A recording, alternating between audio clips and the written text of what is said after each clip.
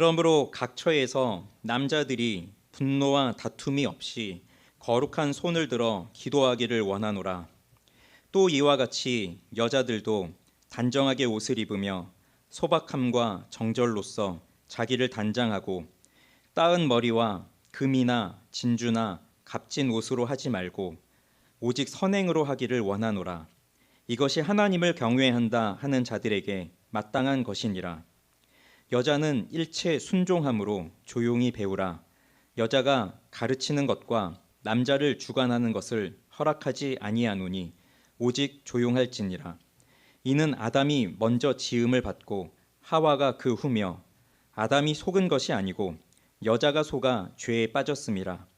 그러나 여자들이 만일 정숙함으로써 믿음과 사랑과 거룩함에 거하면 그의 해산함으로 구원을 얻으리라. 아멘. 기도하겠습니다. 하나님 감사합니다. 이제 말씀을 듣습니다. 오늘도 우리의 마음을 하나님께 고정하게 하시고 또 하나님께 집중할 수 있게 하여 주옵소서. 그래서 오늘 주시는 이 말씀으로 우리 교회 안에서 우리가 어떻게 살아가야 하는지를 깨닫게 하시고 또 우리의 가정과 우리가 속한 이 사회 속에서 어떻게 예수 그리스도의 빛을 드러내며 살아가야 할지를 깨닫는 시간이 되게 하여 주옵소서. 잠옷실에서 예배드리는 가정에게도 하나님이 은혜를 주셔서 우리 어린아기도 하나님의 말씀과 또 그 부모들도 하나님의 말씀 속에서 풍성하게 자라갈 수 있도록 축복하여 주시옵소서. 예수님의 이름으로 기도합니다. 아멘. 지난주 우리는 선한 싸움을 싸우기 위해서 첫째로 권하는 내용을 살펴보았습니다. 그것은 바로 모든 사람을 위하여 기도하라는 거였죠.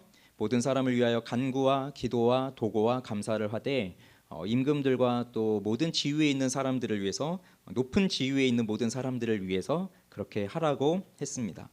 바울은 하나님의 백성들이 고요하고 평안함 속에서 살아가기를 바랐던 것이고 또 복음 전도와 그 거룩한 삶에 유익한 상황이 유지되기를 바라면서 그렇게 기도할 것을 우리에게 명하였습니다. 그런 다음 8절부터 이어지는 오늘 본문에서는 남자와 여자가 교회에서 어떻게 행동해야 하는지를 말하고 있습니다. 이 2장 전체를 보면 이제 공적 예배, 교회의 공적 모임에서 어떻게 기도해야 하는지를 이제 가르쳐주고 있는 내용이고, 특별히 8절부터 15절은 남자와 여자가 교회 안에서 이 공적인 예배와 공적 기도 모임 속에서 무엇을 행하여야 하는가, 그것을 가르쳐주고 있는 그러한 내용이에요. 그런데 여러분들이 오늘 이 본문을 읽으면서 어떤 생각을 하셨는지 모르겠지만 이 본문은 지금까지 교회의 역사상 가장 논쟁이 많은 부분이기도 하고요. 그리고 그 논쟁은 지금도 진행형에 있습니다. 그 말은 이 본문을 어떻게 해석하느냐에 따라서 결론이 달라진다는 말이에요. 그렇지만 제가 오늘 먼저 말씀드릴 것은 이 본문을 우리가 가지고 있는, 또 우리가 살아가고 있는 그 시대의 정신으로 이 본문을 봐서는 안 된다는 것입니다. 오로지 성경이 말하고 있는, 성경 속에 나오고 있는 일관되는 내용과 사상을 가지고 오늘 이 본문을 봐야 된다는 것이에요. 그렇다면 이 말씀이 오늘날 우리들에게 정말로 필요한 말씀이고, 그리고 이것은 우리가 살아가는 데 있어서 가장 우선적으로 실제적으로 적용해야 할 그러한 말씀이기도 한 것입니다. 그래서 오늘 이 부분을 크게 세 가지로 보려고 하는데, 첫째는 교회에서 남자들이 무엇을 해야 되는가이고요. 두 번째는 교회에서 여자들이 무엇을 해야 되는가이고, 세 번째는 그러면 성경에서 말하는 남성다움과 여성다움은 무엇인가 하는 것입니다. 자, 우선 첫째로 교회에서 남자들이 무엇을 해야 하느냐, 그 남자들에게 주어지는 행동을 보도록 하겠습니다. 8절은 이렇게 말씀합니다. 우리 같이 읽어보겠습니다. 8절. 그러므로 각 처에서 남자들이 분노와 다툼이 없이 거룩한 손을 들어 기도하기를 원하노라. 자, 남자들에게 요구되고 있는 건 다름 아닌 기도입니다. 지난주에도 보았던 것이 기도였는데, 특별히 남성들에게, 우리 교회에 있는 우리 형제들에게 기도할 것을 요청하고 있습니다. 기도는 일상에서 가장 중요한 또 하나의 일상으로 들어가 있어야 된다고 지난주에 말씀을 드렸죠. 자, 이번 한 주간 우리 형제님들 어떻게 기도하며 사셨는지, 기도가 우리의 일상이 되었는지 한번 생각을 해보세요. 우리 자매님들은 이제 마음이 되게 편하신 것 같은데요. 우리 형제들이 그래 기도 나는 좀 못했어도 그런 표정이 조금 읽혔는데 자, 한번 생각해 보세요. 편하게 생각해 봅시다. 자, 교회예요. 교회 예배를 드립니다. 또는 뭐 기도회가 있습니다. 무슨 모임이 있습니다. 그러면 보통 남자들이 많이 옵니까? 여자들이 많이 옵니까? 예, 오늘 지금 딱 보세요. 주변 둘러보세요. 제가 지금 형제들 이렇게 하라고 했는데 형제님들이 보이질 않아요. 그만큼 교회가요. 뭐 연령대를 봐도 그렇습니다. 어린 아이들 있는 데를 가도 그렇고, 청소년들이 있는 데를 가도 그렇고, 청년들이 있는 데를 가도 그렇고, 우리 뭐 장년들이 있는 곳, 노년들이 있는 곳 어디를 가도 교회 모이면은 항상 여성들이 많아요. 우리나라만 그런 게 아니라 제가 해외 아울리체 가보면 그런 선교지에 가봐도 교회에서 뭐 한다 그러면 거의 다 자매들이 와요. 여성들이 와요. 뭘 말하는 걸까요? 그만큼 우리 남성들이 신앙생활하면서 살아가는 것이 너무나 힘들다는 겁니다. 동의되시죠? 네, 우리 형제님 동의되시죠? 너무 바빠요. 그리고 물론 이 바쁜 게 남자만 바쁜 건 아니죠. 우리 여성들이 더 바쁘죠. 더 바쁜데 근데 이 남성들이 가지고 있는 바쁨, 그리고 사회적으로 해야 되는 일들, 그리고 가정에서 또 책임져야 될 일들, 뭐 이렇게 부담되는 일들, 그런 것들이 너무나 많다 보니까 사실 신앙생활하면서 살아가는 것이 너무 쉽지 않아요. 그건 오늘날의 문제만이 아니라 2000년 전에도 그랬던 것 같습니다. 그래서 이렇게 남자들이여 기도하라라고 이렇게 바울이 굳이 명하고 있는 거는 왜 그런 것이겠어요? 평소에 남성들이 정말 기도하고 기도하는 것이 일상이 되어 있고 누구보다도 기도를 많이 하고 그렇게 살아간다면 굳이 이렇게 성경에다가 너희들 꼭 기도해 기도해 기도해 이런 말을 쓸 필요가 없습니다. 그런데 잘 못하니까 너희는 우선 기도해라. 그리고 남자들이요 기도해라. 계속 그거를 말하고 있는 거예요.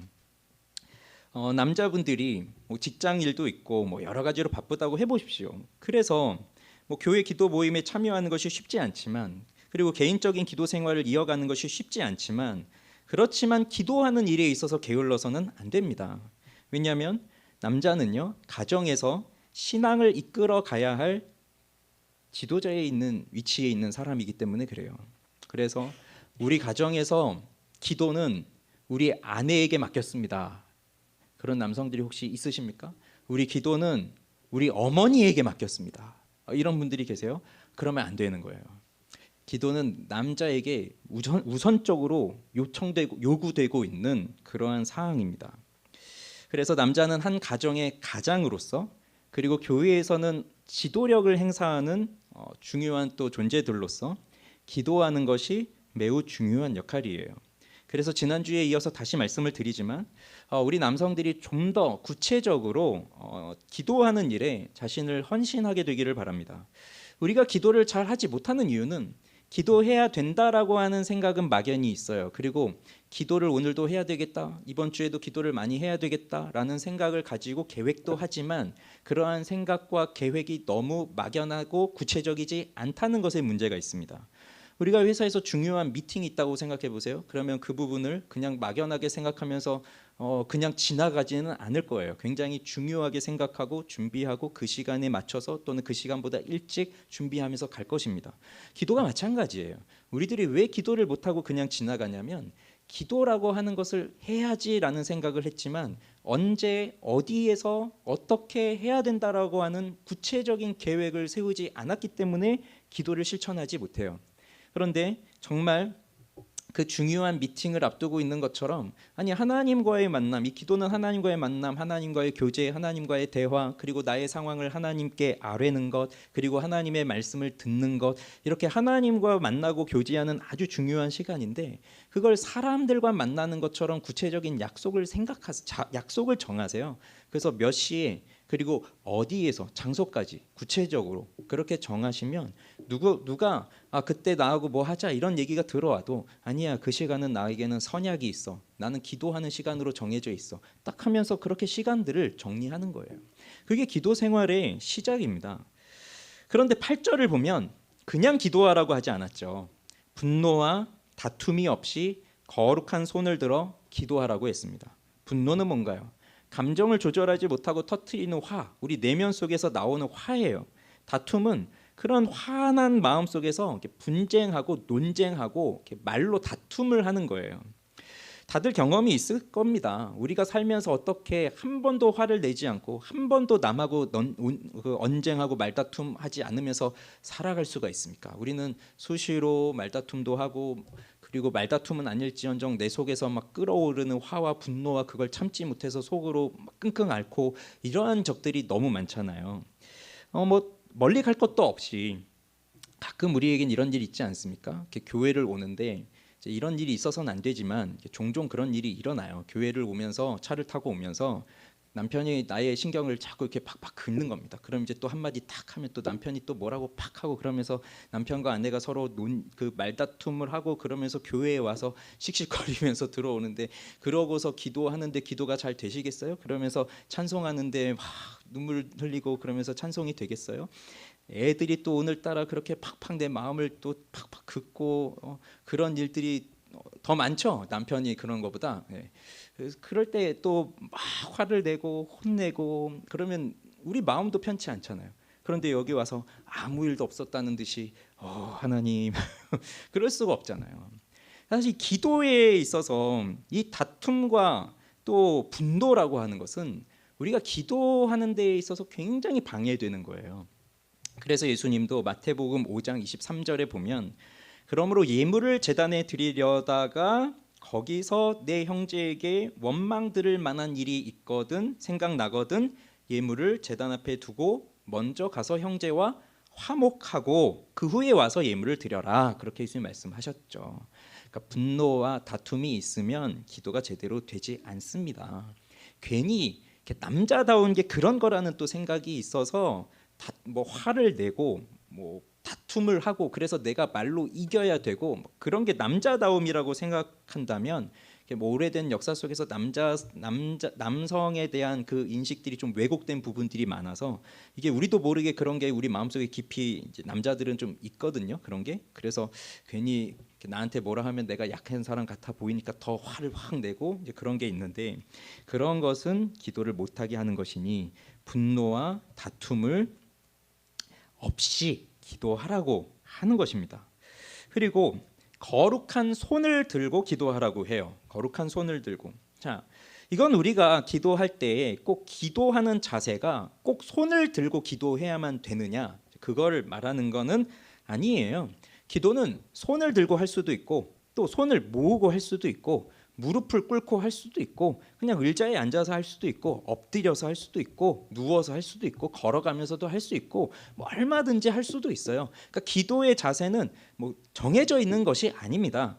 그런데 뭐 이제 손을 펴서 손을 들고 기도한다는 의미는 뭐 구약에도 여러 군데가 나와요. 이렇게 손을 들고 기도한다는 의미는 그 나의 기도하는 사람에 있어서 나에게 그 절망적인 상황이 놓여 있는데, 그 절망적인 상황에서 나를 도와주실 분은 오직 하나님 한 분밖에 없습니다 라고 하는 그 하나님을 바라보는 행위예요. 그리고 내가 손을 들어서 하나님을 또 높이고 찬양하고, 그리고 나의 모든 것이 하나님께 있다, 하나님께 맡긴다 라고 하는 그러한 표현이 이제 손을 드는 겁니다.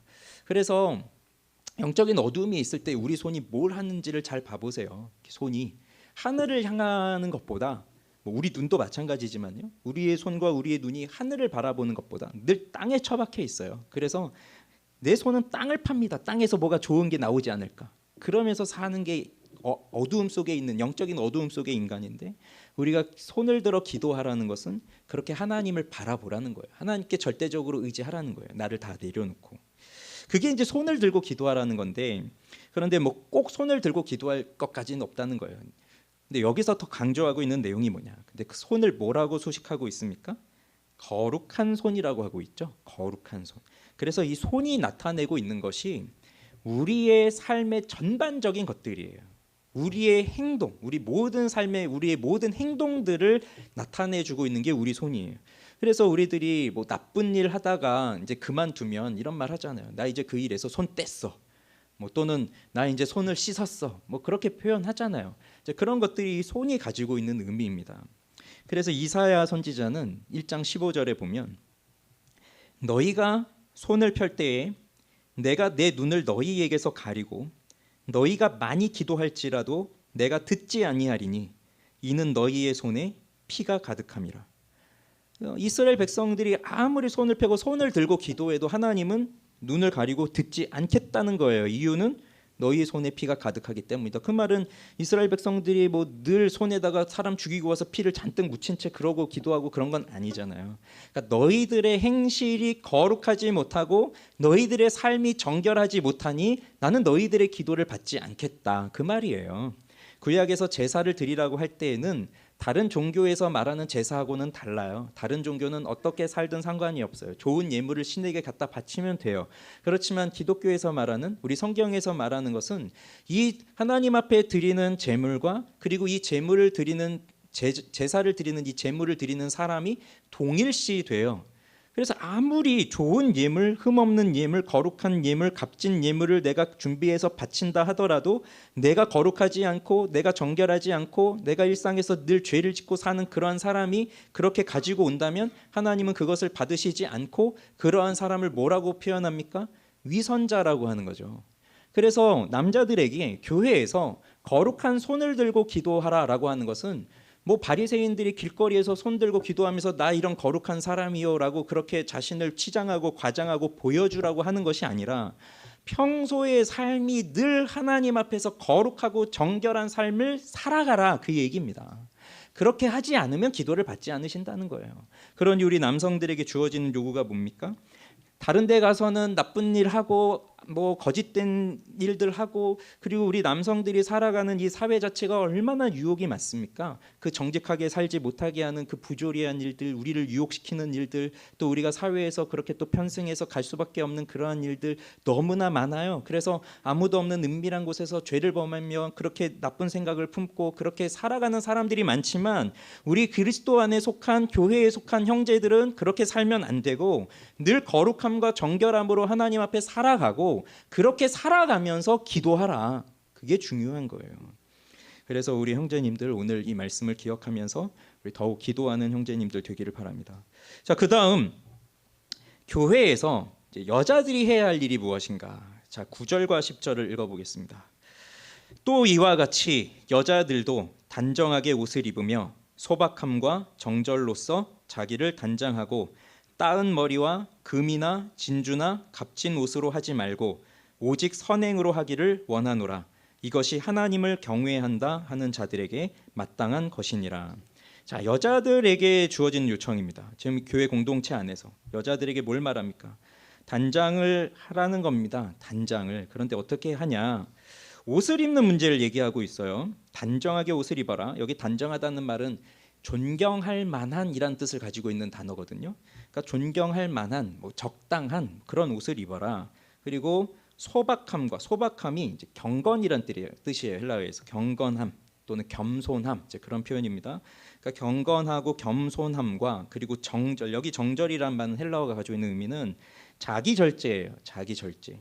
그래서 개인의 감정과 개인의 욕구를 스스로 조절할 수 있는 그러한 지혜로 그렇게 그것으로 자기를 단장하라. 그런데 따은 머리와 금이나 진주나 값진 옷으로 단장하지 말아라.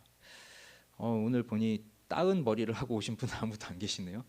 미리 예습하고 오신 건 아니시죠?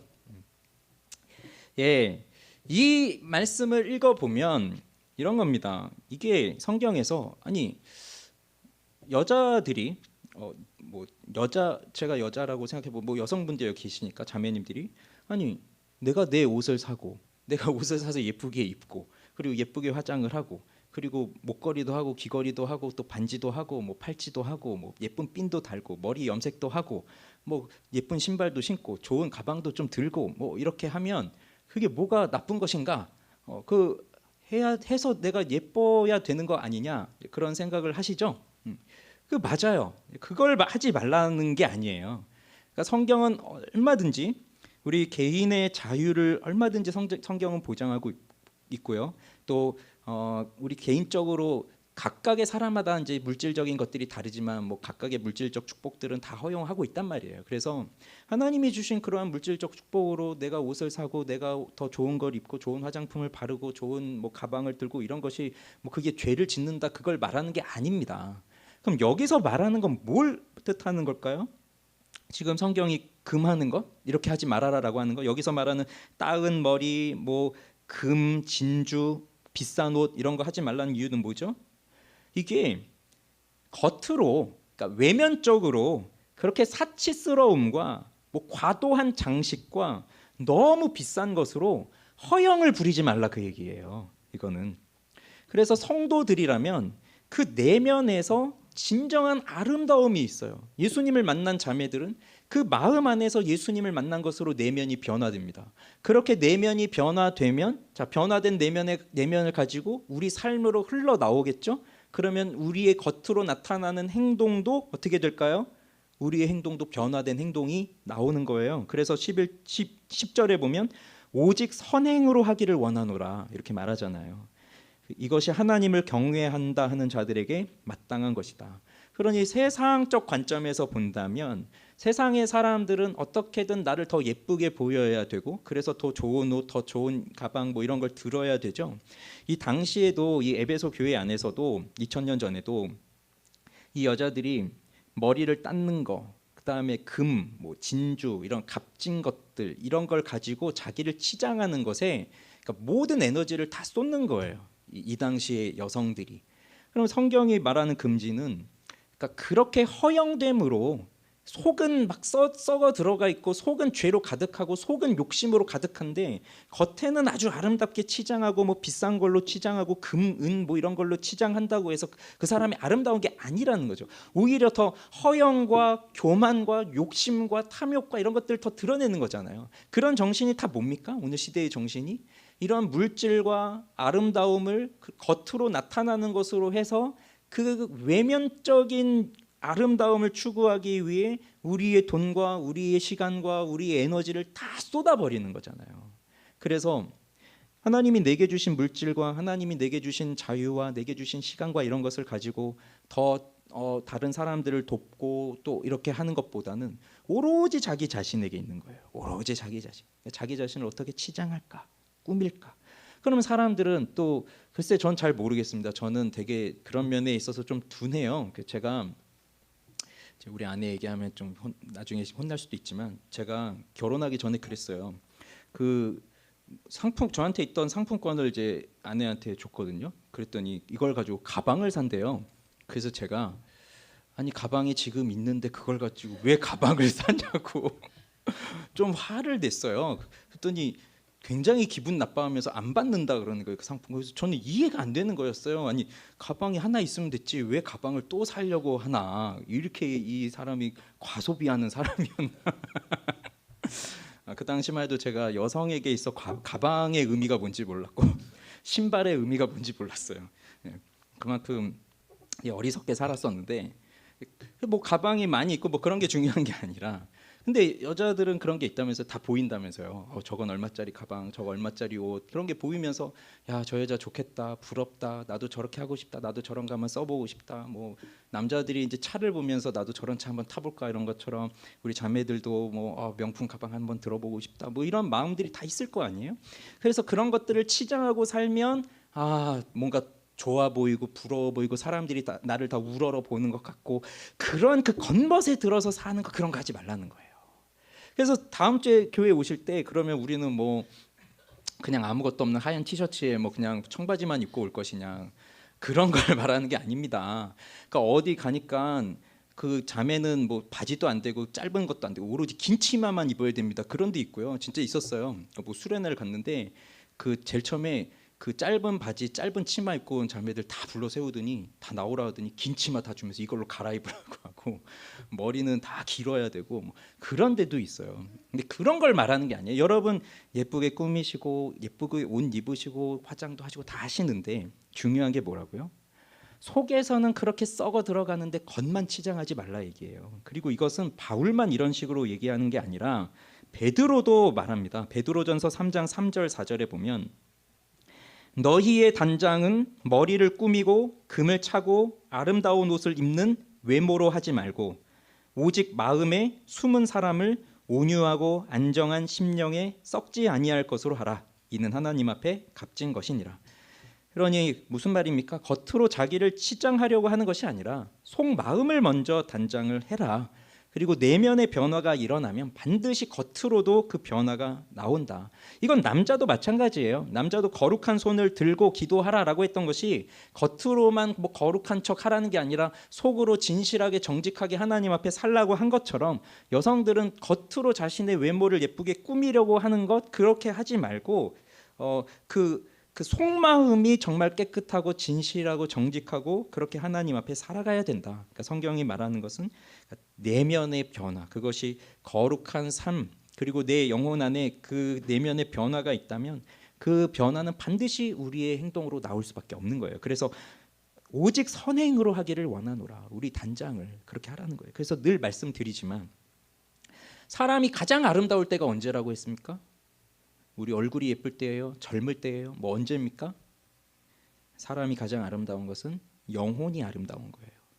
외모가 아름다운 게 아니라 영혼이 아름다울 때 사람은 가장 아름다운 것이고 영혼이 아름다우면 자연스럽게 우리의 외모도 아름다워지게 되어 있어요.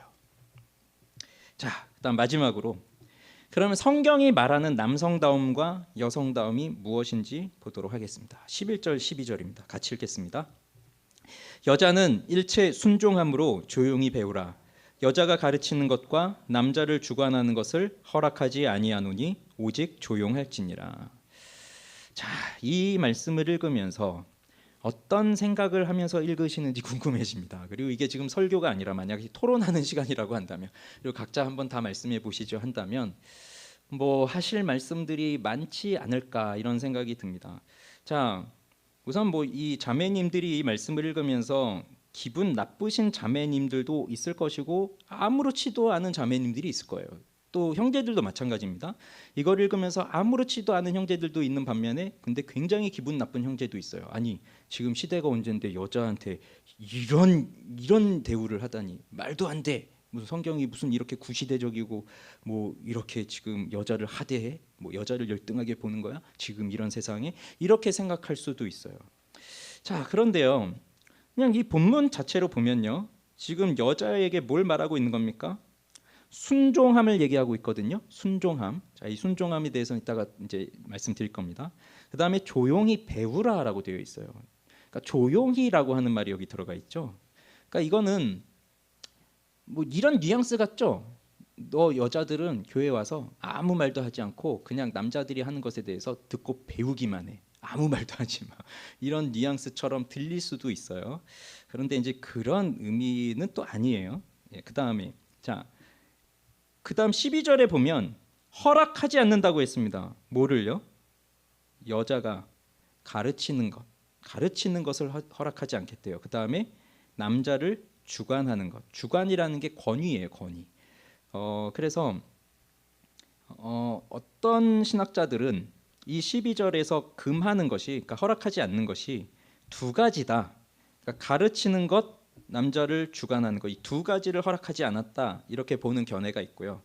또 이제 어떤 신학자들은 이 가르치는 것과 남자를 주관하는 것이 둘로 되어 있어 보이지만 사실은 하나다 이렇게 보는 신학자들도 있어요. 왜냐하면 교회에서 권위가 무엇으로 나타나죠? 교회에서 권위는 뭐 돈, 지위, 명예 뭐 이런 걸로 주어지는 게 아니잖아요. 교회에서의 권위는 말씀을 가르치는 권위예요. 그래서 이 가르치는 것과 남자를 주관하는 권위가 하나라고 보는 견해도 있어요. 그래서 이런 견해들에 따라서 이제 정말 다양한 방식으로 해석이 되고요. 그 다음에 실제로 지금 바로 이 디모데전서 2장 12절이 가장 논쟁적인 부분이에요. 이 부분이 주로 이제 남자들이 우리 여자들을 아주 열등하게 보고 하대하고 이럴 때 이런 본문을 들어서 얘기를 하는 겁니다. 봐라, 여자들은 조용히 하라고 하지 않았냐? 여자들은 가르치는 거 안 된다고 했지 않았냐? 남자들을 주관하려고 하지 말라고 하지 않느냐? 그러니 너희들은 조용히 남자들한테 머리를 숙여라. 이제 그런 식으로 사용했던 본문이기도 하고요. 그 다음에 이게 또 이제 중요한 논쟁이 되는 이유는 사실 이것이 그 여성들에게 교회에서 가르치는 권위를 어디까지 줄 것이냐, 이제 이런 부분이 또 걸려 있는 문제예요. 그래서 지금은 이제 대부분에서 여성 안수가 더 허용되어 있습니다. 그래서 여성 목사님들이 이제는 거의 다 있으시고, 여성 목사가 있다는 말은 여성 장로도 있다는 거거든요. 그런데 저희 교회가 속한 총신, 그다음에 이제 우리보다 더 보수적이라고 하는 고신, 그다음에 이제 우리하고 좀 친척 사촌쯤 되는 합신, 요 세 군데만, 제가 알기로는 요 세 군데만 여성 안수를 아직도 허락하지 않고 있어요. 그 근거는 이 구절이에요. 그건 여자들에게 목사 안수를 주지 않겠다는 거죠. 사실 우리 합동 교단이 작년 총회 때 여성 강도사 고시 허용을 했습니다. 지금까지는 전도사들은 있었잖아요. 근데 강도사가 뭐냐면 강도하는 권한을 주는 건데, 강도가 뭔지 아십니까? 그 돈 뺏고 강도가 아니라, 이런 얘기하면 이제 늦어지는데 그냥 지나갈게요. 나중에 개인적으로 그 도를 강론한다는 뜻이에요. 그래서 강도권이라고 하는 건 강대상에서 여기서 설교하는 그 권한을 준다는 겁니다. 그래서 우리 자매들에게 강도사를 허용하겠다라고 하는 건 뭘 주겠다는 겁니까? 설교권을 허락하겠다는 거예요. 그러니까 그 동안에는 우리 여성 전도사님들이 다 설교했잖아요. 근데 우리 교단의 그 원칙에 의하면 여성들은 여기 올라와서 설교를 못 하게 돼 있는 거예요. 근데 지금 그런 기회가 어디 있습니까? 다 우리 여성들이 설교하고 다 이렇게 하잖아요. 그래서 이제 강도권은 주겠다. 그래서 강도사 고시는 볼 수 있게 해주겠다라고 결의를 했는데 그게 일주일 만에 취소됐어요. 그러니까 그만큼 아직도 반대가 굉장히 많은 거예요. 근데 이 부분은 뭐 제가 뭐라고 할 수 있는 부분도 아니고, 이거는 그리고 각 교단마다 교단이 말하고 있는, 해석하고 있는 목사의 위치와 목사의 역할과 목사의 권한과 뭐 장로의 역할과 이런 것들이 다 다르기 때문에, 그러니까 장로교회에서 말하는 거, 성결교회에서 말하는 거, 뭐 감리교회에서 말하는 이런 것들이 다 다르기 때문에 얼마든지 이제 인정은 할 수 있어요. 그래서 여자 목사가 잘못됐다 뭐 그런 건 아니에요. 지금 뭐 저는 그렇게 말씀드리고 싶습니다. 그리고 뭐 여자 목사에게 배우는 것은 뭐 안 됩니다. 무조건 남자 목사님에게 오십시오. 이제 그렇게 얘기하기에는 이미 하나님이 쓰고 계시는 여성 목사님들이 많으세요. 그런 걸 보면 우리가 이걸 무조건 반대할 수 있는 그런 입장은 아닌 것 같아요. 그렇지만 그건 이제 신학자들이나 뭐 이런 분들이 이제 더 이제 논의하면서 우리들도 어떤 것이 정말 하나님이 기뻐하실 뜻일까, 이런 것들을 고민하면서 또 우리가 기도하고 또 바라보면 되겠지만, 자, 지금 이제 우리들이 이 본문을 놓고 이 시간에 말씀을 들으면서 적용을 해야 되는데, 우리가 꼭 여성 안수를 놓고 우리가 이 문제를 가지고 논쟁을 해야 되겠습니까? 여러분 여기서 목사 되고 싶은 분 계세요? 저희 총신 후배 중에, 저희 기독교 교육과 후배 중에 꿈이 목사여서 장신대 신대원을 간 친구가 있어요. 우리 총신 신대원 가면 목사가 안 되니까. 그래서 그 친구는 이제 목사가 된 거예요. 그러니까 자기가 그런 꿈이 있다 그러면 이제 교단을 바꾸고 목사 안수를 주는데 가서 설교하고 사역을 하면 되죠. 근데 여기 계신 분들 중에 난 여성 목사에 우리 교단 최초 여성 목사에 도전하겠습니다, 그런 분 안 계시잖아요. 그럼 여기서 우리가 배워야 될 것이 무엇이냐, 그거를 마지막으로 좀 말씀을 드리고 오늘 설교를 마치려고 합니다. 자, 그러면 우리가 조심해야 될 건 이거예요. 아까도 서두에서 말씀드렸지만 오늘 우리는 여기 나오는 이 본문을 오늘날 우리가 살아가고 있는 시대의 정신으로 해석하면 안 된다는 것입니다. 우리가 이 본문을 읽으면서 여자는 일체 순종함으로 조용히 배워라, 여자는 가르치면 안 된다, 남자를 권위를 가지고 남자를 휘둘러서는 안 된다, 뭐 이런 식으로 이렇게 받아들이면서 이게 좀 짜증나고 전혀 동의되지 않고 그런 분도 있으실 수 있고, 또 그 정도는 아니지만 뭔가 좀 찝찝한데 이런 분도 있으실 수 있어요. 근데 그게 왜 그럴까? 우리들이 이런 본문을 읽으면서 왜 그런 생각이 드는 것일까? 그건 오늘 우리들이 살아가면서 우리들이 이 시대의 정신에 깊이 뿌리 박혀 있기 때문에 그런 거예요. 자, 오늘날 우리들이 살아가는 이 시대에서 남성과 여성에 대한 문제를 생각해 보면, 지금까지 인간의 역사 속에서 항상 남자들이 여자를 짓눌러 왔고, 여성들을 굉장히 열등하게 보면서 여성들의 사회 참여나 뭐 이런 것들을 제한을 두면서 자유를 빼앗았잖아요. 그러면서 사회가 점점 발전하고 좋아진다는 의미는 이제 여성들이 좀 더 평등하게, 남성과 평등하게 가는 건 그게 이제 지금까지 이루어져 온 역사고요. 그런데 여러분 그거 아시죠? 이 남성과 여성의 평등이 언제 일어난 겁니까? 복음이 들어와야 열리는 거예요. 지금 저 이슬람권에 가보세요. 지금 남성과 여성이 평등하다고 말할 수 있겠습니까? 그들에게 무엇으로 가르치겠습니까? 우리 조선시대의 유교적 관점 속에서 살아가던 우리나라에도 이렇게 남녀의 평등이 이루어질 수 있게 되는 것이 무엇 때문입니까? 복음이 들어와야 되는 거예요. 그건 무슨 말입니까? 복음이 의미하고 있는 것은 무엇인가요? 성경이 우리에게 말씀하고 있는 바는 무엇인가요? 성경은 단 한 번도 남자와 여자를 차별하지 않습니다. 남자가 여자보다 더 우월하고 여자는 더 열등하고 그런 존재로 한 번도 말씀하지 않아요.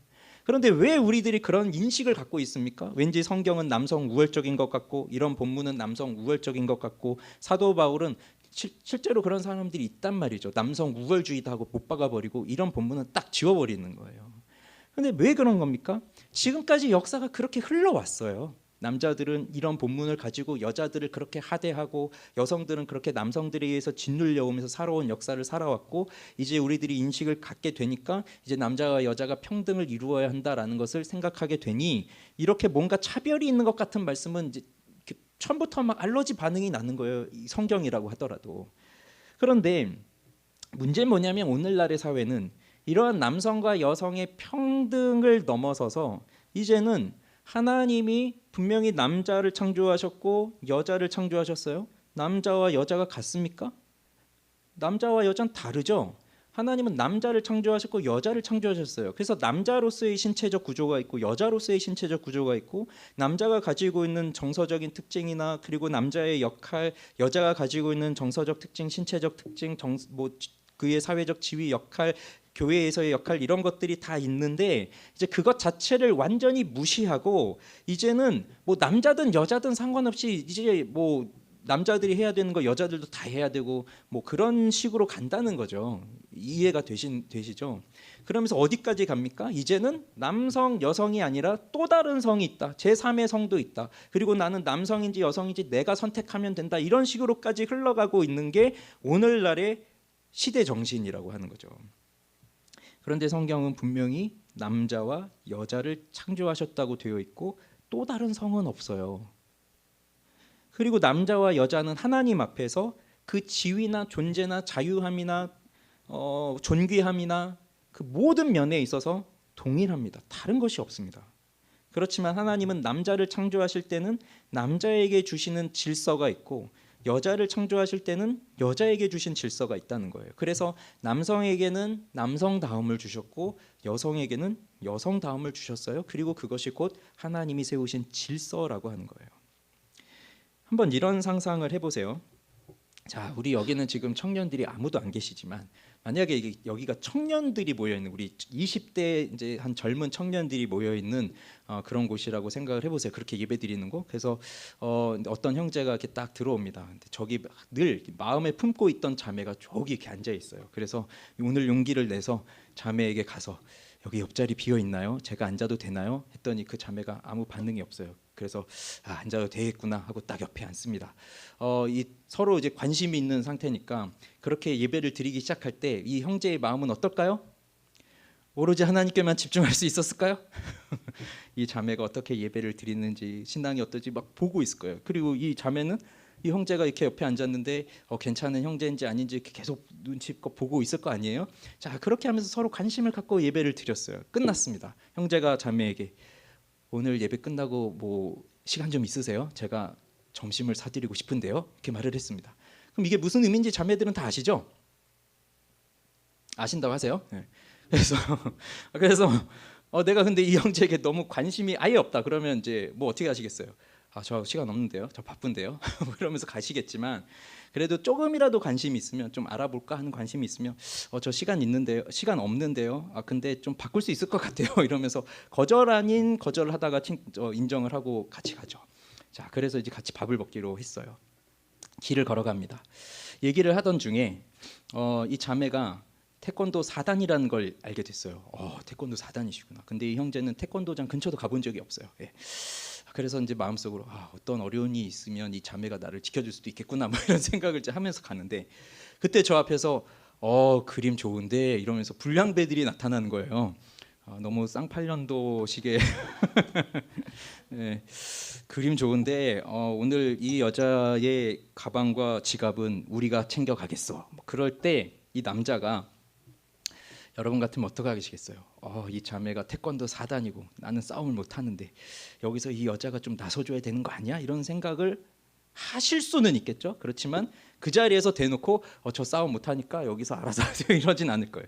이 형제가 무슨 소리입니까? 이 자매의 가방과 지갑을 가져가려면 내 시체를 밟고 지나가야 될 겁니다. 딱 이렇게 말을 하고 자기 뒤로 딱 이렇게 숨겨요.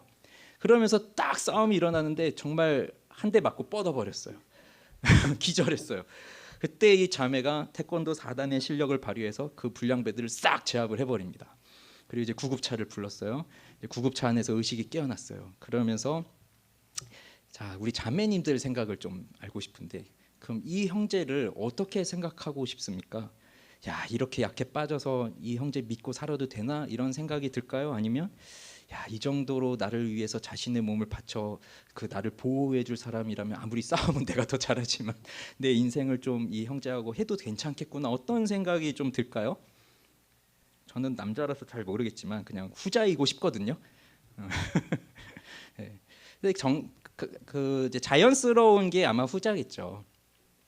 그러면 한번 생각해 보십시오. 자, 이 이야기는 제가 지어낸 이야기가 아니라 우리 존 파이퍼의 책에서 나온 이야기를 좀 각색을 한 거예요. 그러니까 존 파이퍼의 이야기 속에 나오는 이야기입니다. 그러면 여기서 말하고 있는 건 뭐냐면 남자와 여자가 어느 쪽이 더 능력이 많으냐, 어느 쪽이 더 우월하냐, 열등하냐 그런 문제가 아니라는 거예요. 뭐 무술적 측면에서 보면 그 자매가 더 뛰어났지만 그러나 그런 걸 얘기하는 것이 아니라 남자의 마음과 여자의 마음에는 하나님이 주신 기질이 있다는 거예요. 남자로서의 남성성, 여자로서의 여성성. 그래서 여기서 중요한 게 뭐냐? 첫째는 자, 남자가 주도권을 가지고 이 자매에게 얘기를 했다는 거예요. 우리 같이 밥을 먹을까요? 뭐 이렇게 뭐 오늘 시간 있습니까? 자, 그것은 이 남성 안에는 이 상황을 이끌고 가고자 하는 그 주도적인 성향이 이제 주어지는 거예요. 그리고 자매는 그러한 것을 받았을 때 뭐 이 남자가 주제 넘게 왜 나한테 이래? 그런 것이 아니라 호감이 있을 땐 어떻습니까? 그러한 제안을 고맙게 받아들이죠. 자, 그다음 두 번째는 또 뭡니까? 이 남자가 이 형제가 자매에게 밥을 사겠다라고 하는 것도 뭐 누가 돈이 더 많고 적으냐 그런 의미를 말하는 게 아니라 뭐 그렇다고 꼭 밥은 형제만 사야 됩니다 데이트할 때 그런 걸 얘기하는 게 아니라 여기서 말하고자 하는 거는 책임감이에요. 내가 이 자매를 어떻게든 좀 책임을 져봐야 되겠다라고 하는 그 책임감. 그래서 주도권을 가지고 그런 책임을 져야 되겠다라고 할 때 자매가 받아들이는 거는 그걸 고맙게 받아들이는 거죠. 그러니까 호감이 없으면 굉장히 싫은 일이지만 관심이 있다면 고마운 일이죠. 그리고 세 번째, 이 자매가 형제보다 더 능력이 뛰어나요. 그걸 형제가 또 알고 있어요. 그렇지만 이 자매를 보호해야 되겠다라고 하는 그 마음이 이 남자에게는 하나님이 주신 또 그 남자로서의 마음이라는 거예요. 그러니 내가 당신을 지켜주겠소 하고 그렇게 지켜주다가 팍 맞아서 한 방에 떨어지고 이 자매는 자기가 힘으로 그것을 다 제압해 버렸지만 속으로는 마음이 어떻습니까? 이 사람이 나를 얕보고 나를 지켜준다고 그 주제에 그게 아니라 오히려 그러한 마음에 더 나를 존중하고 있구나 그런 생각을 하게 되는 거죠. 그러니까 여기에 보면 핵심이 이런 것이 들어가 있는 거예요. 즉 하나님이 남성에게 주신 핵심은 남성으로 하여금 주도권을 갖고 리더십을 발휘하라는 겁니다. 그래서 남성은 그 리더십을 발휘하면서 책임을 지고 보호를 한다라고 하는 그러한 남성성, 그게 남성다움이에요. 하나님이 주신. 그러면 성숙한 여성은 이 남성이 이렇게 주도권을 가지고 리더십을 행사할 때 그걸 못마땅히 여기거나 뭐 이건 나를 얕보는 태도구나 그렇게 생각하는 것이 아니라 그러한 남성의 리더십을 존중하면서 또 나를 통해서 이 형제가 더 좋은 리더십을 발휘할 수 있도록 그렇게 그 형제를 세워주는 것이 그게 그 하나님이 여성에게 주신 여성다움이라는 거예요. 이 부분을 여러분들이 동의하는지 안 하는지 제가 그건 묻지 않겠습니다. 근데 저는 이것을 제 이야기를 하는 것이 아니라 제가 지금까지 배우고 알고 있는 하나님의 말씀을 전하고 있는 겁니다. 그러면 보십시오. 자, 하나님은 남성에게 지도력을 허락하신 거예요. 리더십을 허락하신 거예요. 그 권위를 허락하신 거예요. 그래서 성경은 에베소서 5장을 비롯해서 수많은 구절 속에서 남편을 아내의 무엇이라고 표현합니까? 머리라고 표현합니다. 머리는 무엇입니까? 머리는 권위예요. 그래서 이건 제가 하는 말이 아니라 성경이 하고 있는 말입니다. 남편이 아내의 머리예요. 그렇다면 그 가정에서의 권위는 누가 가지고 있는 것입니까? 남편이 가지고 있는 거예요. 그러면 그 남편이 가지고 있는 권위를 어떻게 가정 안에서 또 교회 안에서 그 권위를 나타내야 진정한 권위를 나타내는 지도력을 발휘할 수 있겠습니까? 그게 힘으로 누르는 리더십입니까? 아니면 자신의 감정대로 막 누르는 리더십입니까? 여자는 무조건 내 말을 따라야 돼 하는 그런 리더십입니까? 우리 남편분들은 그런 거 있지 않으세요? 아내가 뭐라고 얘기하면 무슨 소리야 막 이러면서 내 말 들어가 뭐 이런 거 있지 않으십니까? 죄송하지만 저도 그런 게 있습니다. 없어 보이죠? 없어 보이지만 있어요. 저도 깜짝깜짝 놀래요. 내가 이런 사람이었나? 그래서 우리 아내가 막 그런 얘기를 하면 속으로 뭐 제가 더 이제 말은 잘 못하니까 가만히 이렇게 있지만 가만히 있지만 이제 속으로 이제 가끔씩 이제 보라고 막 할 때가 있어요. 무슨 소리야? 막 말도 안 돼. 막 그런 말 하지만 이제 그럴 때가 있어요. 괜히 얼굴이 빨가지.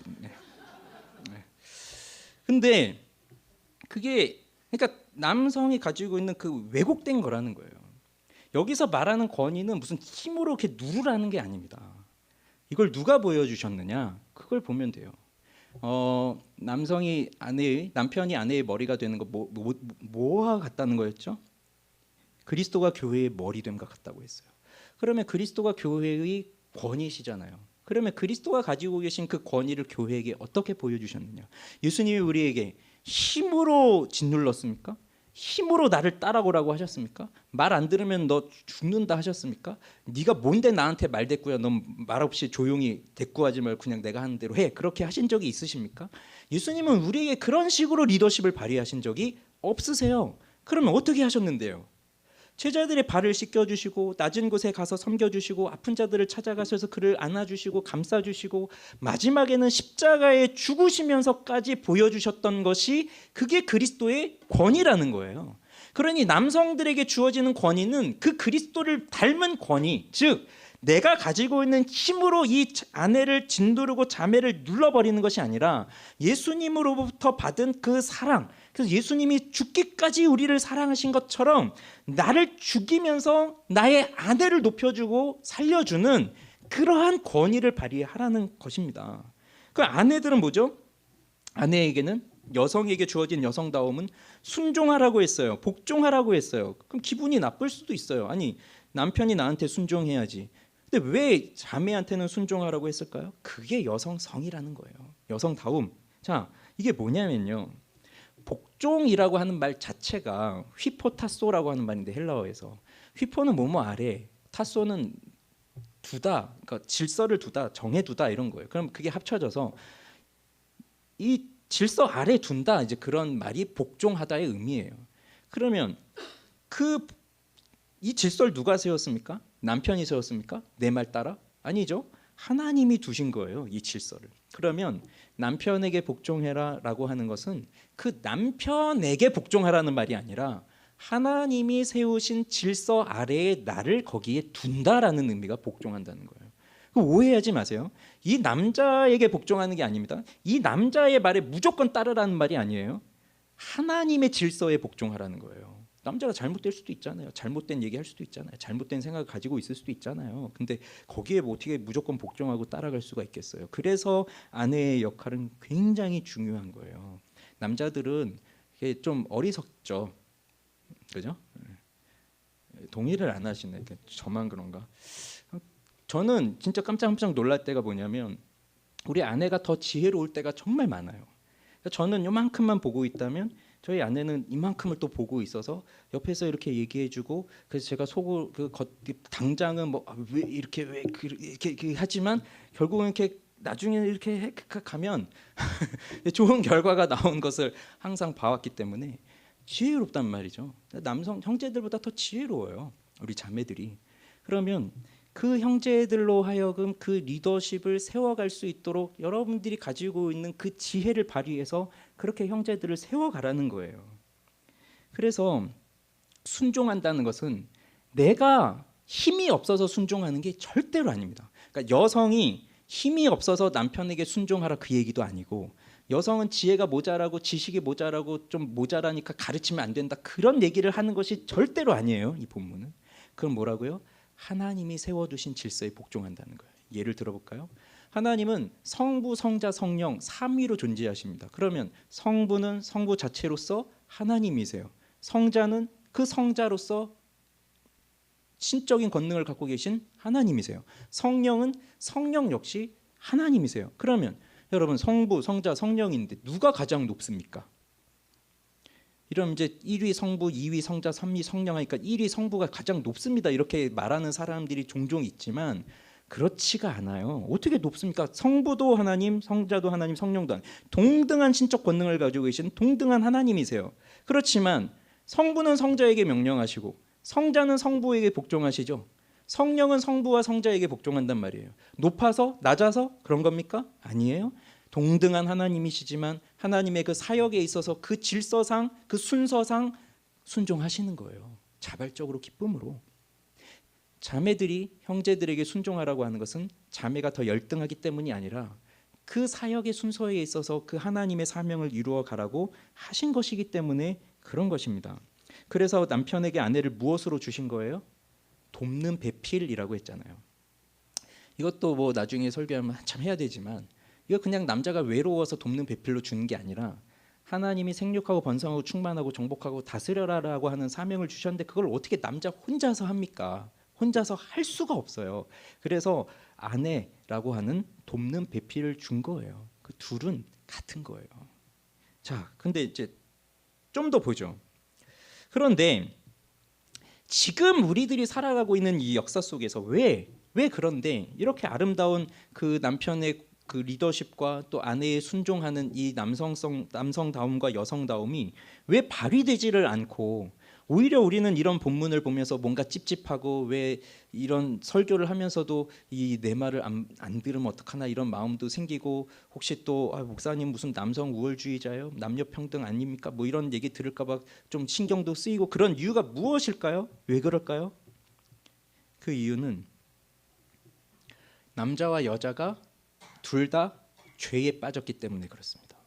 창세기 3장 16절에 잘 아시는 말씀일 거예요. 또 여자에게 이르시되 내가 내게 임신하는 고통을 크게 더하리니 내가 수고하고 자식을 낳을 것이며 너는 남편을 원하고 남편은 너를 다스릴 것이니라. 이렇게 그 범죄한 이후에 하와에게 저주하신 하나님의 저주의 말씀인데 여러분 여기 보시면 임신하는 고통은 뭐 이미 잘 알고 계시지만 뒤에 보면 뭐가 나오냐면 너는 남편을 원하고 남편은 너를 다스릴 것이다. 이런 말씀이 나오고요.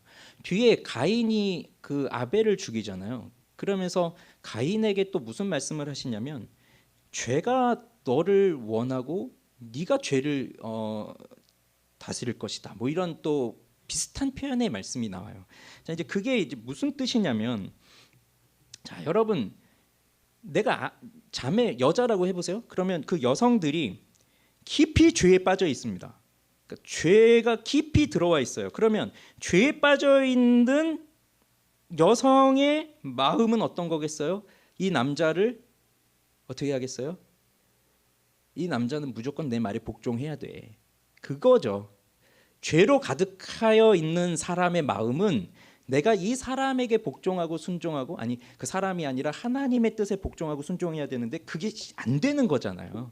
그러니 이 남자가 무조건 나한테 복종해야 돼. 그게 네가 남편을 원하나예요. 네가 남편을 원하나. 남편이 너한테 복종해야 된다. 그래서 아내들은 항상 남편을 이렇게 누르고 싶어 하잖아요. 내 말 들어야 되고. 그런데 결과는 뭐예요? 남편이 너를 다스릴 것이다. 정반대의 결과로 주어지는 거예요. 죄가 있기 때문에 그래요. 근데 남자는 어떻습니까?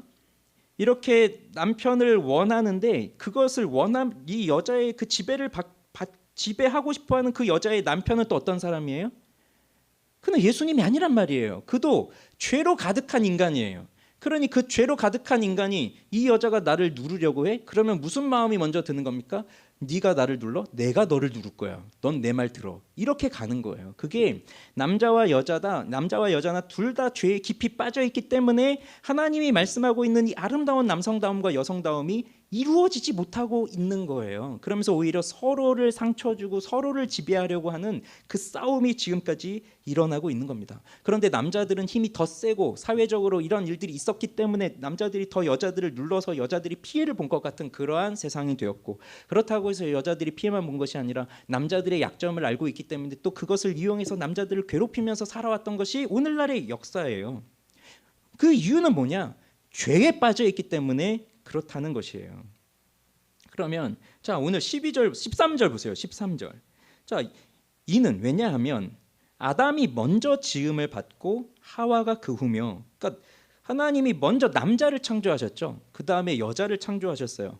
그러면 남자를 창조하시고 그 다음 하신 말씀이 뭐냐면 선악을 알게 한 나무 열매를 먹지 말아라. 네가 이것을 먹으면 반드시 죽으리라. 이러한 말씀을 하셨어요. 그때 여자는 아직 창조되기 이전이에요. 그러면 그 다음에 여자를 창조하셨는데, 자, 이 여자는 이 선악과를 먹으면 안 된다라고 하는 그 말을 누구로부터 들어야 되는 것입니까? 남자에게서 들어야 되는 거예요. 남편에게서. 그러니까 하나님께서는 이미 남자와 여자를 창조하실 때 그러한 질서로 만드신 거예요. 그래서 남자는 하나님의 먼저 지음을 받았기 때문에 먼저 하나님의 말씀을 들었고 그 말씀을 자신의 아내와 자녀들에게 가르치고 교회에서 가르치고 해야 되는 그 주된 역할이 그 질서 속에서 주어져 있다는 것입니다. 그런데 14절에 보면 아담이 속은 것이 아니고 여자가 속아 죄에 빠졌습니다라고 말하는데, 자, 사탄이 와서 누구한테 말을 걸어요? 하와에게 말을 걸고 먼저 따먹은 건 하와죠. 그러면 이 말씀을 보면 거봐, 여자는 이렇다니까, 여자가 이렇게 죄짓고 먼저 속았으니까 그럼 가르치면 안 되지, 이렇게 또 생각할 수 있지만 저는 그렇게 보지 않습니다. 이 여자가 속아서 여자가 죄에 빠진 이유가 왜 여자에게 있겠습니까?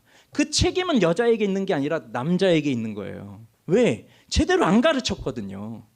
그 여자가 그렇게 사탄하고 이야기하고 수닥거리고 있을 때 그걸 가만히 보면서 그렇게 따먹게 놔두고, 그리고 그걸 주면서 따먹은 여자가 함께 있는 그에게, 남자에게 주니 그도 먹으니라 이렇게 돼 있거든요. 그러니까 저는 옛날에 남자는 어디 멀리 가 있고 여자 혼자 그렇게 있고 남자가 나중에 외출하고 집에 돌아와 보니 이걸 먹었고 뭐 그런 건 줄 알았는데, 성경을 보니까 그게 아니라 이미 함께 그 현장 속에 같이 있으면서 여자가 그걸 먹고 그와 함께 있는 그 남편에게 주니 그도 먹으니라 이렇게 되어 있어요. 그 모든 걸 다 보고 있는 그 과정 속에서 왜 말씀을 들었던 남자가 제지도 안 하고 막지도 않고 가르치지도 않고 책망하지도 않고 교훈하지도 않으면서 왜 그냥 그렇게 하는 걸 그대로 보고 있으면서 그럽니까? 이유는 뭐예요? 남자도 먹고 싶었던 거예요. 근데 왜 이걸 여자 책임을 하고 있는 겁니까?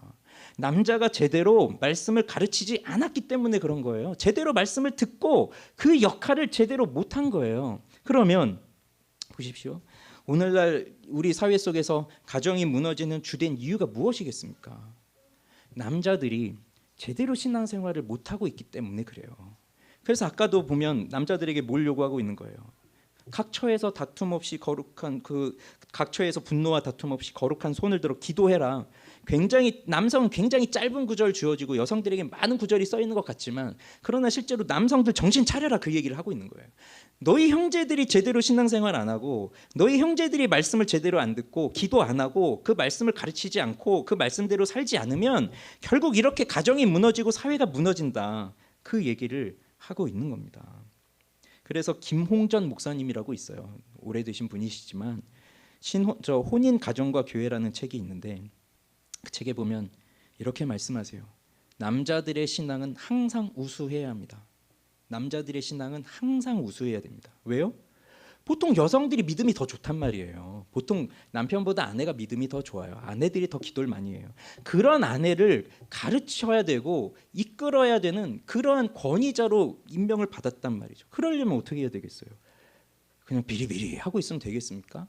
항상 말씀으로 깨어있고 기도하면서 우리 가정이 어디로 가야 하나님의 뜻이고 그걸 분명히 알면서 그렇게 끌고 가야 되는 그러한 리더십이 남성들에게는 있어야 하기 때문에 그런 거예요. 그래서 마지막 15절 보세요. 그러나 여자들이 만일 정숙함으로써 믿음과 사랑과 거룩함에 거하면 그의 해산함으로 구원을 얻으리라. 이 말씀도 정말 해석하기가 어렵죠. 아니, 해산함? 이게 출산이거든요. 그럼 아이를 낳으면 구원을 얻으리라? 이게 미래형이거든요. 아이를 낳으면 그러면 구원을 얻을 것이라고? 그러면 아이를 못 낳은 자매들은 어떡할 겁니까? 이거 도대체 무슨 말입니까? 그래서 이것도 다양한 해석이 존재합니다. 뭐 이 해산함으로 구원을 얻으리라. 그 해산은 아까 말했던 그 해산의 고통, 여기서부터 안전하게 살려줄 것이다. 그런데 그리스도인들이라고 해서 해산하면서 안 죽은 자매들이 한 명이라도 있습니까? 없습니까? 아니죠. 누군 또 그렇게 있어요. 그래서 또 어떤 사람은 여기서 그 해산함은 마리아가 예수를 낳은 것이다. 뭐 그렇게 또 해석을 하기도 하는데, 그럼 그건 우리가 아니잖아요. 우리가. 그럼 이게 도대체 뭡니까? 그러면 전체적인 문맥적으로 이 말씀을 살펴보면, 지금 이 당시에 잘못된 교훈을 전하고 있는 사람들이 잘못된 가르침을 했을 텐데, 그 잘못된 가르침의 내용을 좀 추정을 해보면 4장 2절 3절을 보면, 자기 양심이 화인을 맞아서 외식함으로 거짓말하는 자들이라. 자, 이들이 뭐라고 하냐면 혼인을 금하고 어떤 음식물은 먹지 말라고 할 터이나 음식물은 하나님이 지으신 바니 믿는 자들과 진리를 아는 자들이 감사함으로 받을 것이니라. 그러니까 이 거짓된 자들이 가르치는 거짓 교훈 중에 하나가 뭐냐면 혼인을 금하고 결혼하지 말아라. 결혼하면 안 된다. 그런데 성경에서 어디 하나님이 혼인을 금하고 있습니까? 혼인을 금하면 어떻게 생육하고 번성하고 충만하고 정복하고 다스리는 일이 일어날 수 있을까요? 근데 왜 혼인을 금하라고 하는 것일까요? 아마도 추정을 해보면, 그래, 여성들은 이 혼인을 하지 않아야, 그러니까 결혼을 하지 않아야, 그 아이를 낳지 않아야 여성으로서의 뭔가 인권이 보장되고 여성으로서의 능력을 발휘할 수 있고 그럴 수 있으니 여성은 혼인하지 않고 혼자 있는 것이 훨씬 더 여성으로서 좋을 것이다. 아마 이런 식으로 말했을 가능성이 있고, 그리고 2000년이 지난 지금 이 시대 속에서 요즘 사람들이 주장하고 있는 여성성이 뭡니까? 결혼하지 않고 아이를 낳지 않아야 여성으로서의 인권이 보장되고 그러면서 여성이 가지고 있는 능력을 발휘하며 사람답게 살 것이다라고 하는 것을 얘기하는 시대가 오늘 같은 시대인데, 그런데 성경은 보십시오. 그의 해산함으로 구원을 얻으리라. 만일 정숙함으로 믿음과 사랑과 거룩함이 거하면. 오해하지 마세요. 그 결혼 안 하고 아이를 못 낳았다고 해서 구원을 못 받는다는 얘기가 아니라, 이것은 돕는 배필로 아내를 주셨다는 것을 분명하게 말씀하시는 거예요. 남자가 아이를 낳을 수 없잖아요. 남자가 남자끼리 아이를 낳을 수도 없고 여자가 여자끼리 아이를 낳을 수도 없어요. 동성애라는 것 자체도 말도 안 되는 것이고, 그래서 남자와 여자가 함께 이 하나님의 사명을 감당해 간다는 그 얘기를 하고 있는 거예요. 남자 혼자 살 수 없어요. 여자 혼자서도 할 수 없어요. 남자와 여자가 함께 한 몸이 되어 그 하나님의 일을 이루어 가는 것입니다. 그러면 이제 정리를 하겠습니다. 이 일이 이루어지기 위해서 정말 하나님의 말씀대로 이 남성다움과 여성다움이 정확하게 이루어지기 위해선 우리 죄에 빠져 있는 인간들이 어떻게 돼야 되겠습니까? 죄에 빠져 있는 인간들이, 여러분, 남성들에게 주어진 이 리더십의 권한을 어떻게 발휘해야 될까요? 그리스도는, 우리 주님께서 이렇게 명하셨죠. 남편들은 아내를 사랑해라. 어떻게? 그리스도께서 교회를 사랑하심과 같이. 어떻게 사랑하셨습니까? 자기를 십자가에 내어주셔서 죽음으로써 사랑해 주셨어요. 이게 가벼운 말이 아닙니다. 남편이 아내를 사랑하라고 할 때는 그냥 연애할 때 잠깐 뭐 반짝이는 그러한 마음으로 사랑해주고 그런 걸 말하는 게 아니에요. 네가 정말 이 아내를 사랑하는 리더십을 발휘하는 섬기는 자가 되려면 너가 죽어야 한다. 그 얘기를 하고 있는 겁니다. 그럼 우리 형제님들 생각해 보십시오. 내가 죽지 않으면 우리 아내를 사랑할 수가 있습니까?